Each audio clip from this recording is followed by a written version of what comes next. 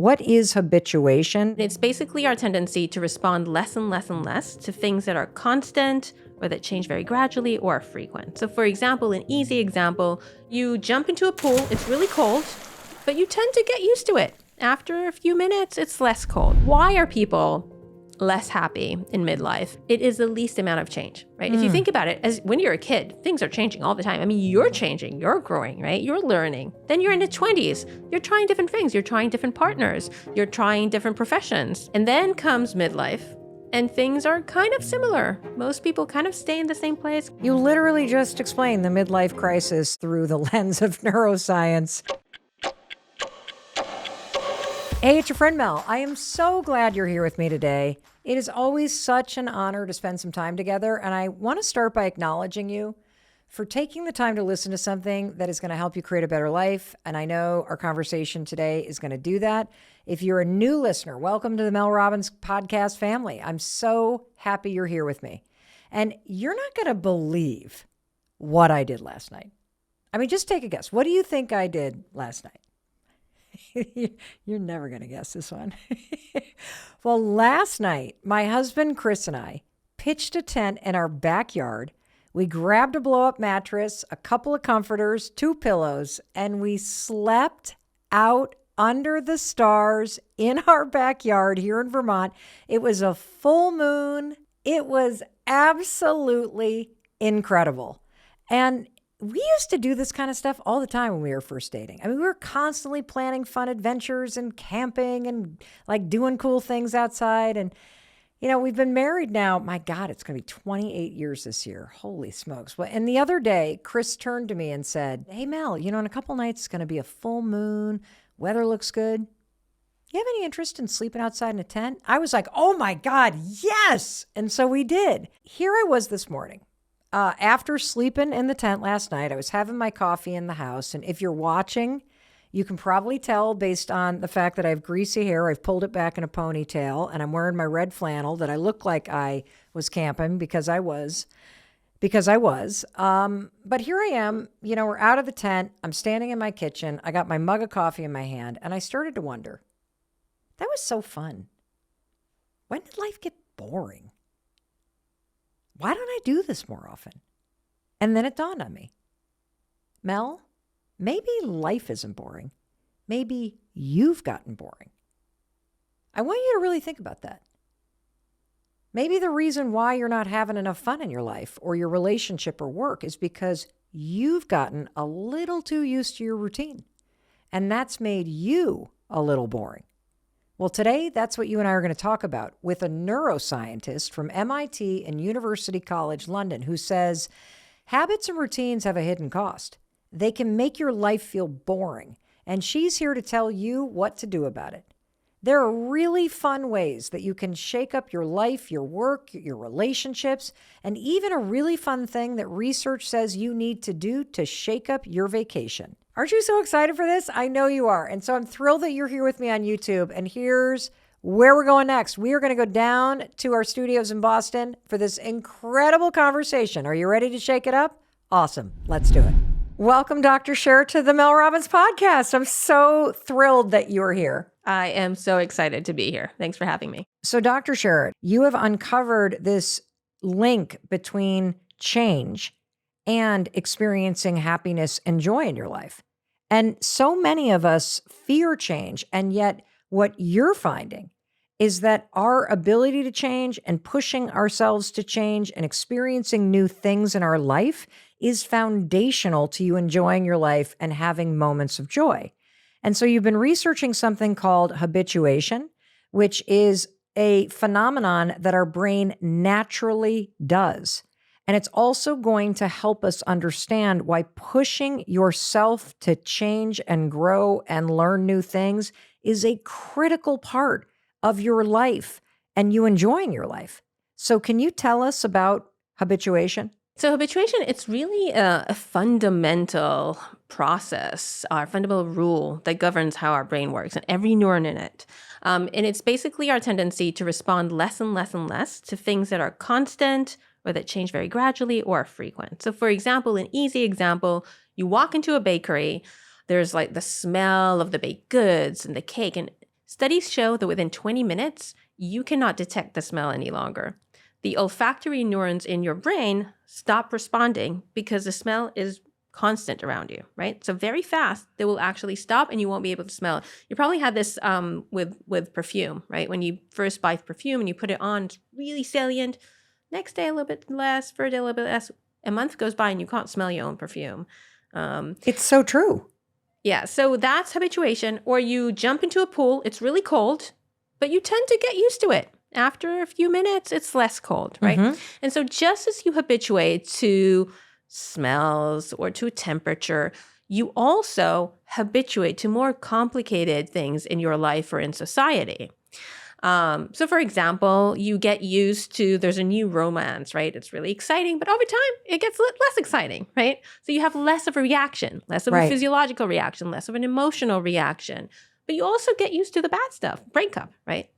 You get used to that. There's less of a reaction to that. You get used to the view of the ocean, and you get used to pollution too, meaning you're able to detect it less, you're able to see it even less. You get used to a new job, to a promotion. You react to that yet less. You habituate to that. You can habituate also to losing a job. And so because of habituation, we might have some great things in our life, like a loving relationship or a comfortable home or interesting job, but they don't elicit as much joy on a daily basis as you'd expect them to. Just because you're used to it? Right. You don't notice them anymore, right? You could have a wonderful, comfortable home, which when you first bought it, you were so excited and you kind of really kind of noticed everything. But now you're there every day, right? So it doesn't elicit as much of a reaction. The same thing with a job. When you first got the job, you're like, oh, you're just amazed that you could do what you could do. But now you're doing it every day. You're doing it right. So it has less. It doesn't mean that people don't appreciate it all, but less so over time. And it's a similar thing for the bad stuff in life. So there could be bad things around us, societal things like sexism or racism, or could be cracks in your personal relationships or inefficiencies in the workplace. But if they've been there for a long time, we stop noticing them. We just kind of get used to them and we stop. And if we stop noticing them, we're less motivated to change. So how does this impact our happiness? Because it seems like it could have good and bad implications. And I think it's really interesting that your brain itself is reacting to something that you're getting used to. So it's not like you're some sort of jerk that's just zoning out. It's that your brain, in your words, this is habituation, right? That you're becoming really familiar with your partner or with where you work or your neighborhood. So how does this impact our happiness? Well, it means that the good things around us can create less happiness, right, on a daily basis. So the stuff that's really good, and everyone has some good, stuff around us. Again, it could be a relationship. It could be a comfortable home, but those things don't elicit as much happiness. So that has a negative impact on our happiness. Okay. Right. However, on the flip side, if something bad happens, even if it's really, really bad, a loss of a loved one, we habituate to that as well. To the bad stuff in life, we habituate. And it could be a good thing because we don't want to feel like a breakup, right? We don't want to feel that pain that you feel at the very beginning. You want to habituate, right? So then you can move forward. So that's good. That's right? very good. But on the other hand, there could be some bad things that have been there for a long time and they're kind of like in the background. And because of habituation, we don't really notice them.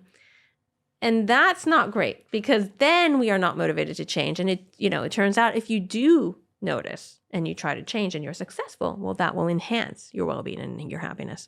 Well, I think that's what the thing that's super cool about your research is that there is a direct connection between the happiness and joy that you feel and the amount that you're willing to change. Mm-hmm. And what is happening in your brain when you experience something new? Right. So really, our brain, you can think about it as a front page of a newspaper. It cares about what's new, right? What just happened. It doesn't really care that much about the old. And it makes sense, if you think about it like in an evolution kind of way and in, your ability to adapt. When something new is happening, your brain needs to process because maybe you need to react, right? Maybe it's like threatening. But after, it's been there for a while and you're fine, well, we really need to keep our resources. The neurons need to be ready for the next new thing that's coming. So we're ready to react to that. And so new is what we are noticing the most and what we're acting to the most. And just to give you kind of like a fun example. Yeah.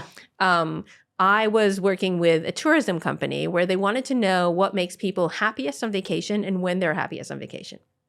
So we went to the resorts and we surveyed people and we asked them, hey, what was the best bit of the vacation? And there was one word that they repeated more than any other word, and it was first. The first view of the ocean, the first cocktail that I had, the first sandcastle that I built, right? The first was new and exciting. Now, the second view of the ocean, that was good too, but it wasn't quite as good as the first, right? And the second cocktail, fifth cocktail was quite good, but it wasn't good as the first cocktail.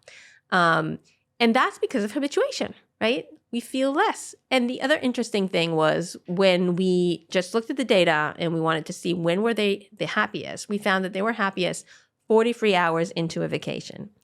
So 40 free hours gave you time to unpack and really focus on the fun. But from that point on, fun started dwindling, right, over time because we habituated. You were still happy on day 8, 7, 6, and 5, but not as happy as you were 40 free hours in, right? Because you have started to habituate to the environment, to the activities. So how do we apply this research around vacations to our own life?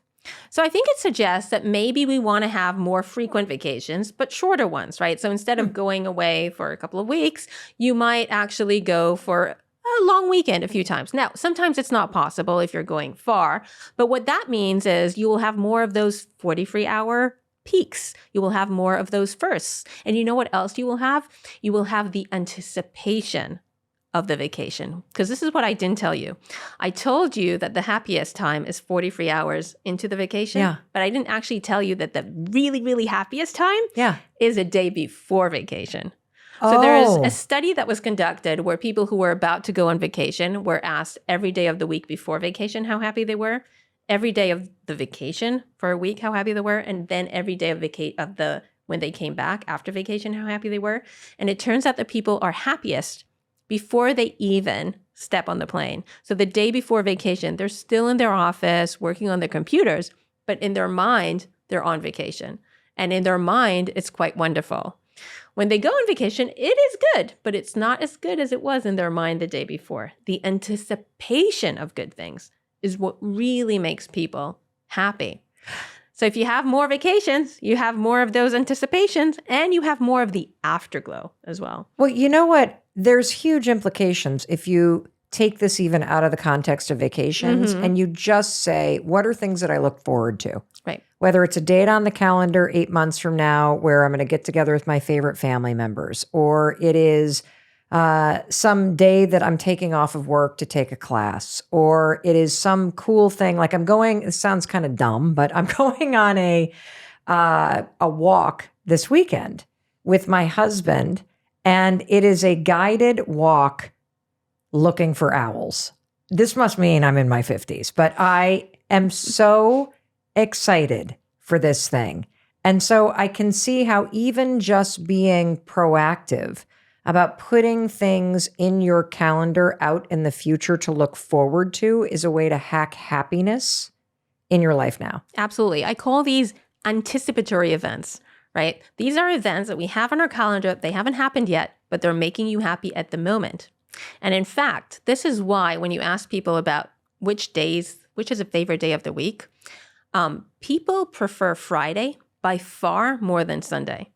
Because Friday brings with this the anticipation of everything that they had planned for the weekend, whether it is, a hike to find owls or whatever it is, right? But Sunday, you might be out hiking and looking for owls, but you have the anxiety of the work week. So indeed, anticipation is something that's really, really important. And so have that holiday booked, have that activity booked. It can be, a night out. It could be a hike, very simple things, right? And that makes us happy at the moment. What's so interesting about this research that I really like is that you got no choice in this. Like your brain is literally filing away information based on your familiarity with it. And so what is the implication for your relationship? Because as I'm sitting here listening to you talk about the research on vacation, which I think we can all relate to, I'm also thinking, oh, well, probably right around day 43 or week 43 as you're dating somebody and you're wondering, why is this person no longer being proactive? Why is this person no longer seeming to make an effort? Why is this no longer feeling as exciting? Is that habituation? Yeah, so habituation has a lot to do with this, right? And in fact, so if you listen to Esther Perel, the well-known relationship expert, she did surveys and research where she asked people, hey, when were you most attracted to your partner? These are people who have been together for a while, married couples. And she found that they said two things. Either they said, I was most attracted to my partner when I went away and came back. Maybe I was like on a business trip. I was away for a weekend and I came back, right? Which makes perfect sense because what you're doing when you're leaving a situation and then coming back is you're dishabituating. What does dishabituating mean? It means that you removed that thing, right? You stepped out of the bakery for 10 minutes.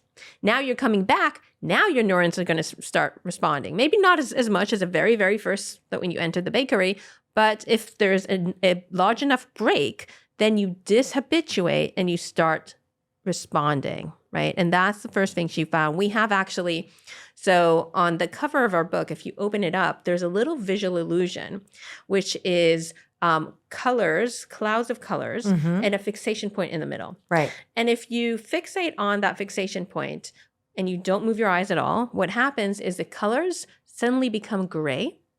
And if you do it really, really well, actually it just becomes white.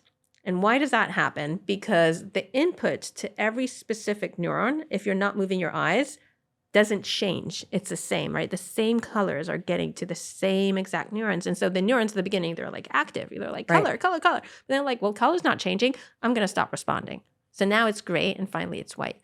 All you need to do is move your eyes like that. Just move them for a second. And then the color immediately comes back because now different neurons are getting different signals. And now they're reacting again. Okay, so we're putting this up on the screen for everyone who's watching on YouTube right now. And you're going to start by simply staring at the black plus sign in the middle of the page. And Dr. Tali said we got to do it for 30 seconds. And just try to focus only on the black plus sign. And as you stare at the black plus sign, you're going to notice that the color fades away. It's crazy. But the second that you kind of adjust your eyes and look away for a second from the black, all the color comes rushing back. So I want you to keep watching it right now and see what happens. Just look at the black plus sign. Just a couple more seconds. Holy cow. That's crazy. So basically, that's habituation. When you stare at your spouse or your work or your life for too long, it goes gray. And that's why you got to shake things up to bring all the shimmer and the color back. So cool. So that's dishabituation, right? Gotcha. That kind of same principle. Of course, like the actual neural mechanism is not exactly the same, but the principle is the same. Your partner's been there for a while.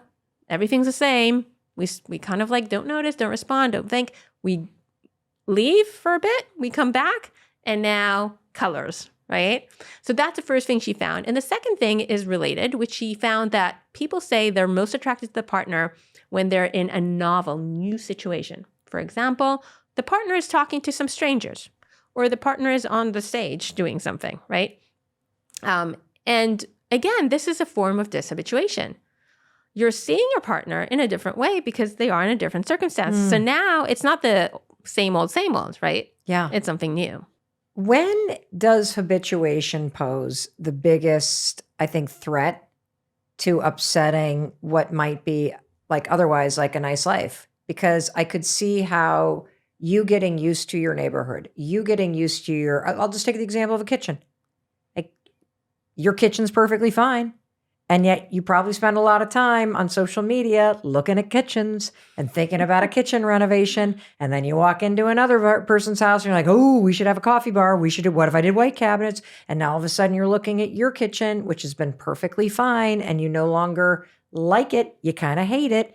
And so does habituation make you start to reject or not like the things in your life, from relationships to your job, to your neighborhood, to your kitchen? Is that part of the problem with this if you don't realize it's going on? Yeah, because it brings you less joy. And as a result, you want something different, right? And I think your example is great because there's two things here. One is it's something that you had before, which you thought was fantastic. Yes. The kitchen. You thought was fantastic before, but now is not that exciting, not that fun.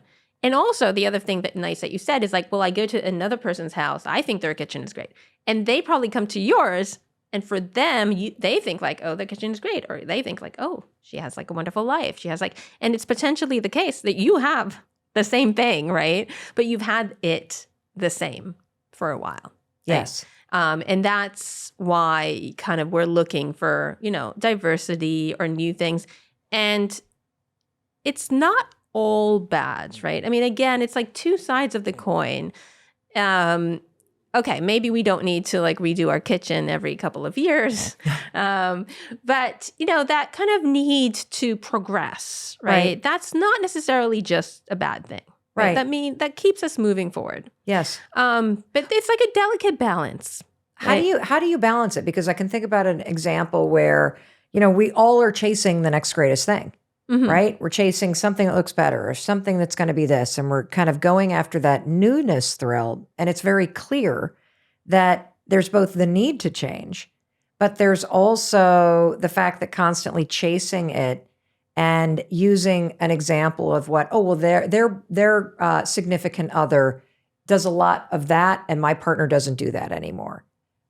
Is it making us unhappy to constantly seek the change, or how do you balance it?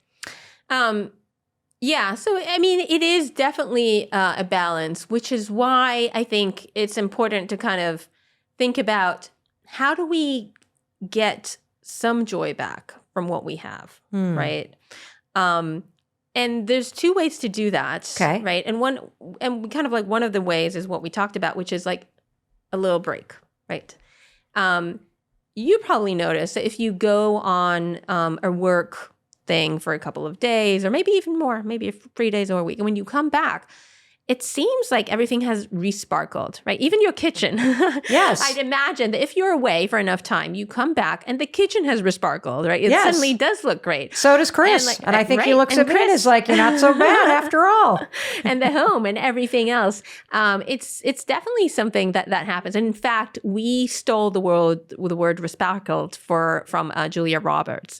So she has a quote where she says that her normal day is like she gets up, she takes the kids to school, she comes back, she maybe goes on a bike ride, maybe with her husband, she has lunch, then it's time to pick them up and take them to their after school activities. And she says, well, if I'd done that every day, for months and months and months, it would just be boring. But I don't, because I go away, to film or whatever she does. And then she comes back and then it has resparkled, right? Yes. Resparkling everything. Seems like, she says, it seems like there's pixie dust on it. Yes. And you can say, well, Julia Roberts is not the average human being, right? Correct. She's quite a privileged person, but I think she's talking here about something that we can relate to, which is if you take a little break and you come back, then your life looks a little bit different, right? You dishabituate to some degree. It doesn't last very long, but you can see things a little bit differently. Do you have recommendations? Do you have recommendations for how a person who's not leaving to go film a movie could do that if they're in a job that they go to all the time and they are in just this cycle of same person, same job, same, neighborhood, same group of friends? How do you use this research to resparkle some pixie dust on your life? Right. So two things. First is you could probably take a break. Okay. To most people, they could still take a little break. You could still go away for a few days and come back. Now, let's say you can't do that. Laurie Santos, who is a professor at Yale, suggests closing your eyes and imagining your life without these things, right? Imagine your life without that wonderful kitchen. Imagine your life without the partner, without the job that you have, right? And then when you open your eyes again, well, things kind of resparkle a little bit, right? So That's true. That's like a good little kind of exercise to do. I actually like that because I think the instinct is, instead of closing your eyes and imagining your life without the person you're complaining about or without the kitchen that you have that is great and works fine, and without, the neighborhood you live in, Mm-hmm. that we instead look out instead of in, and we go, oh, well, I like the way that relationship over there works better. And I like the way that kitchen over there looks better. And then you bring it back to your life and pound on the people that are there instead of taking a step to close your eyes and go, well, what would my life look like if they weren't here? Now, obviously, if you're happy, then you got to make some changes. But if you feel that little ache, Mm-hmm. then what do? Right. You just open your eyes and sprinkle a little fairy dust on them. How does this impact our sex life? So again, if we go back to Esther Perel's research, right? Her recommendations is breaks or novelty, right? A lot of us are already taking breaks, so that's not putting working. putting yourself. She doesn't. Yeah, she means, I think, breaking away from that person for a little bit. It doesn't mean like a break in a relationship. No, right? I meant like a break from sex. Right, like there's right, a lot of us in the menopause years that are like, we need to get more adventurous. So either take a break in terms of or a novelty, or introduce a novelty. Right. And so the novelty is like a really interesting thing because, okay, so I was talking about breaks before, and then the second thing you could do for, to spice up your relationship, but in general to spice up your life, is to introduce variety, right? So diversify. And I don't know that, she necessarily is giving examples just about, what's happening in the bedroom while you're in the bedroom, because I think her point is that if you do things in a way that's different outside, so once in a while when she said, oh, you see your partner on the stage or you see them doing something that you've never seen them before, what her research suggests is that enhances attraction, right? But I think the message of like variety and novelty is important for our life in general. So people who have a more diverse life, they've maybe lived in different places, they work in different types of projects, they interact with different type of people. They tend to have a more psychologically rich life, right? So I think we could definitely do that. Whatever kind of life you have, you can actually shake things up a little bit. It can be something small, like how do you commute to work? What route do you take to work? It could be small like that. Or it could be like, maybe take a course and it could be something online, okay? So maybe you don't have the money to pay for like but take up a new skill or listen to a new podcast, right? So try to change things, or maybe start talking to someone or befriend someone who's different from the normal kind of people that you tend to interact. I'm not even, like their personality is not the type that you usually are interacting with. And by diversifying, we are doing a few things. We are dishabituating because now, we have different inputs that we're not used to. We also, as we talked about before, putting ourselves in a context of learning, right? And that's important. Learning is always good. We enjoy learning. Well, it boosts your happiness based on the research. Right, exactly. I have another question about the research, which is, when does habituation and the fact that you're now used to your life feel the most overwhelming?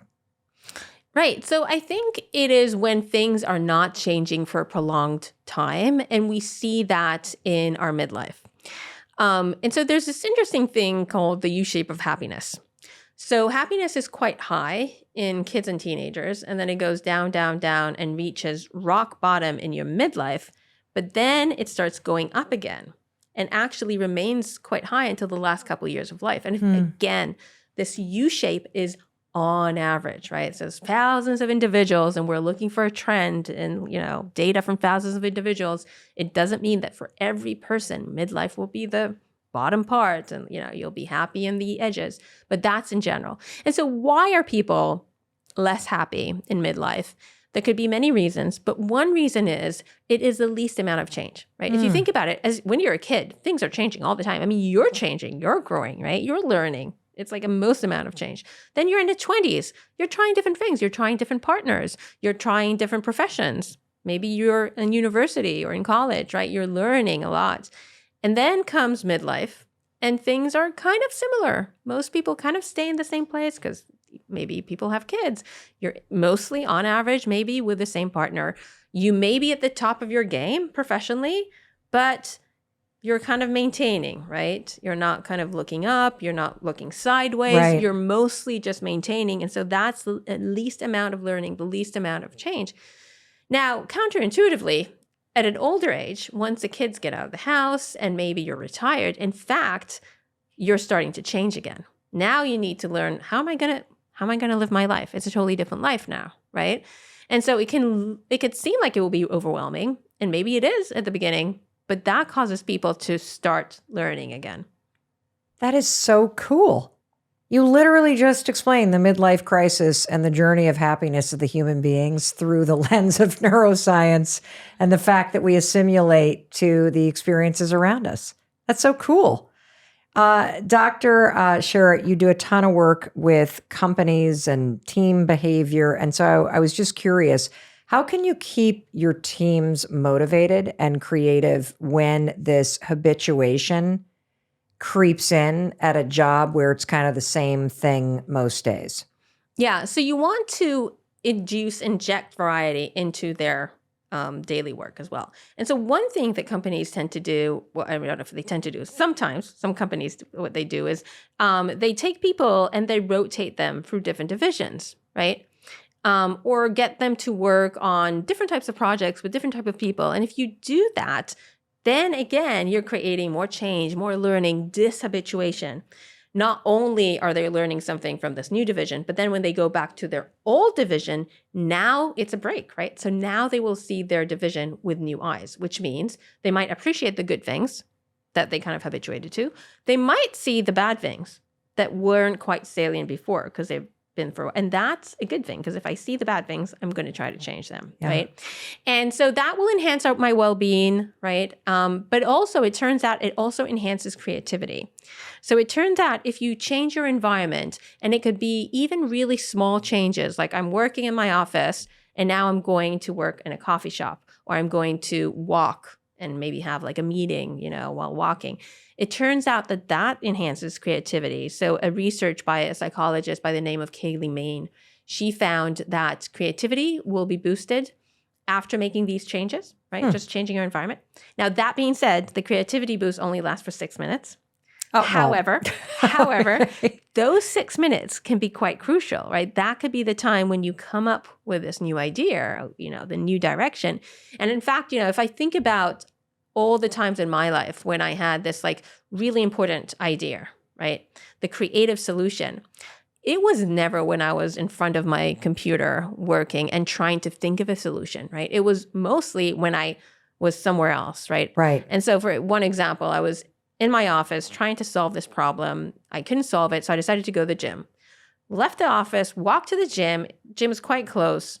It took me less than 6 minutes to get there, but on the way is when I suddenly came up with a solution, right? And I don't know that I necessarily was consciously thinking about it, but I think I had all the information in my mind, and then I just changed my environment, and that kind of changed something in the way that my brain was processing things, and the solution appeared, which was to be a really important kind of breakthrough that will lead to, a lot of what I did after that.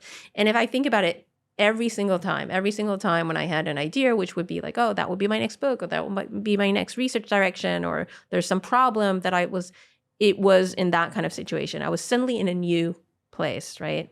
Yeah. Another one was I was in a conference listening to these talks. They were super interesting. But then after the conference, I went, and this was in San Francisco, so I went to a vineyard, and I was just sitting outside and having a little wine.